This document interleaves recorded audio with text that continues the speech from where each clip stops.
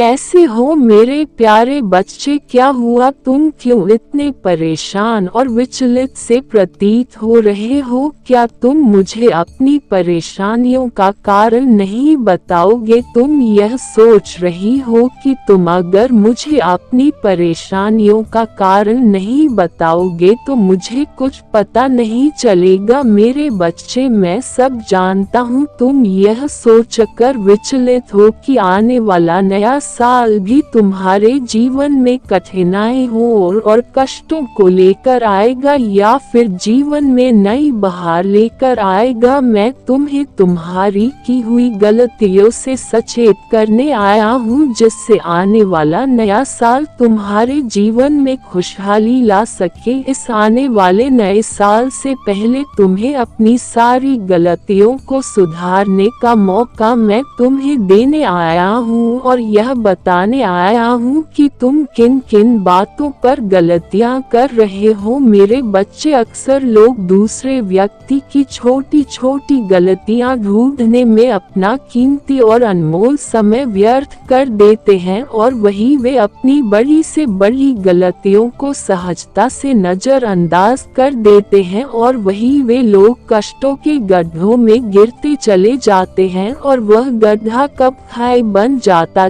है यह वह जान ही नहीं पाते हैं कि इससे बाहर कैसे निकला जाए।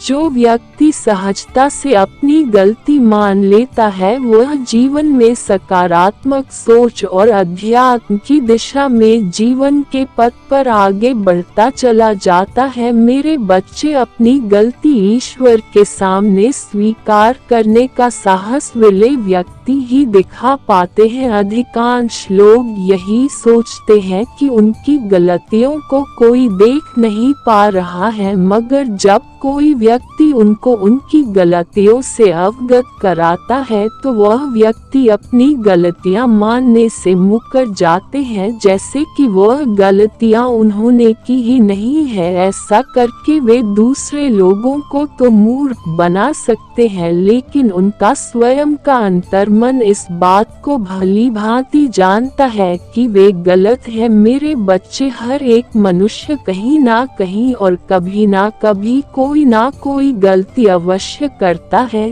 क्योंकि गलतियां करना मनुष्य का जन्मसिद्ध अधिकार है और उन गलतियों से जो व्यक्ति सीखता चला जाता है वह व्यक्ति परमात्मा के अधिक निकट पहुंचता जाता है और जो व्यक्ति अपनी गलतियां नहीं मानता है उसके जीवन में नकारात्मकता आती चली जाती है और वह व्यक्ति दूसरों के द्वारा किए गए हर कार्य में अवगुण निकालने लगता है। अब वह कार्य चाहे अच्छा हो या फिर बुरा। मेरे बच्चे, जब आपके अंदर सकारात्मक गुणों का अभाव होता है तो मनुष्य अपने किए हुए बुरे कर्मों को लोगों से छुपाने लगता है और लोगों से झूठ और असत्य बोलने लगता है। उससे यह लगता है कि उसका यह झूठ उसे कुछ समय के लिए बचा लेता है, पर वह यह भूल जाता है कि उसके सत्य वचन उसके मार्ग में बाधाएं उत्पन्न करते चले जाते हैं, जिससे उसके बनते हुए काम भी बिगड़ने लगते हैं और वह कष्टों के भावर में फंसता चला जाता है। मेरे बच्चे, मैं तुम्हें आज एक ऐसा मार्ग बताऊंगा जिससे तुम अपनी गलतियों को दूर कर सकते हो। अपने अंदर की गलतियों को दूर करने का सबसे अच्छा मार्ग प्रभु की वंदना करना है, क्योंकि जब आप आंख बंद करके प्रभु को याद करते हो तो आपको उसी क्षण अपनी सारी गलतियां दिखने लगती है। मेरे बच्चे, यदि तुम मेरी पूजा में लीन रहोगे तो मैं तुम्हें सही मार्ग दिखाऊंगा, जिससे तुम्हारे जीवन के सारे कष्ट दूर हो जाएंगे और जिससे तुम्हारे जीवन में आने वाला नया साल तुम्हारे घर में खुशियां ला सके। मेरे बच्चे, मनुष्य गलतियों से ही सीख कर आगे बढ़ता है और जीवन में सफलता पाता है। मेरे बताए हुए मार्ग पर ऐसे ही चलते रहना, तुम्हारा कल्याण हो। मेरे बच्चे।